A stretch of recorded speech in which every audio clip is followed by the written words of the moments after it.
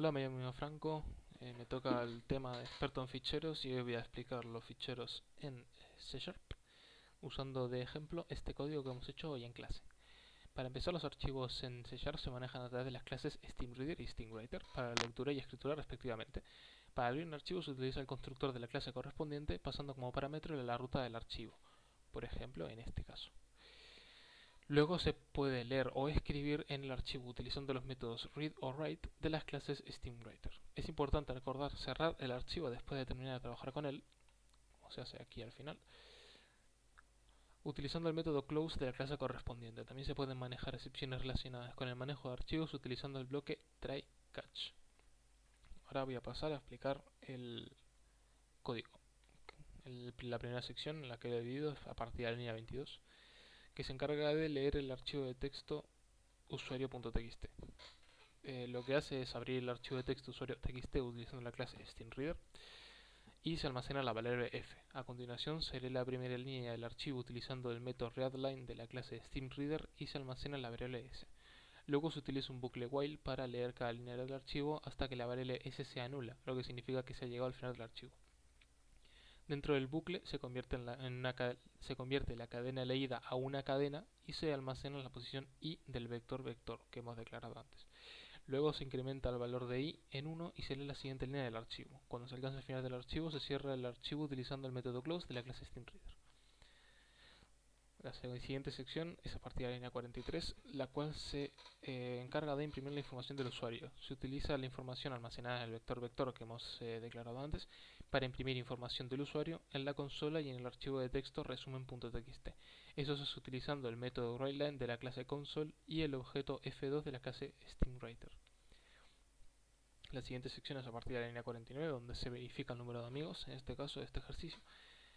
Se convierte el número de amigos almacenado en la posición 3 del vector declarado antes a un entero utilizando el método toInt32 de la clase convert y se almacena en la variable num. Luego se verifica si num es inferior a 50 y se imprime un mensaje correspondiente en la consola en el archivo resumen.txt, dependiendo si el resultado utilizado el método writeLine de la clase console y el objeto f2 de la clase SteamWriter. Finalmente, las tres últimas líneas de código se dedican a cerrar los archivos y esperar la entrada del usuario. Finalmente se cierran los archivos f y f2 utilizando los métodos close de la clase SteamWriter y SteamReader respectivamente. Luego, el programa espera que el usuario presione una tecla antes de finalizar utilizando el método readKey de la clase console. Y ahora por último vamos a ejecutar el código que hemos hecho para verificar que funciona.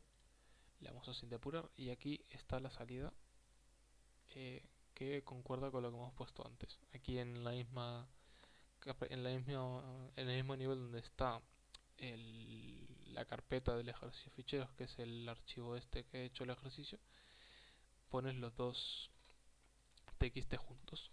Este es el usuario donde le hemos dado la información del usuario previamente, que es el código, el nombre, la dirección de correo electrónico y el número de amigos. Y el resumen es lo que se ha extraído de la consola cuando le hemos dado a correr al código.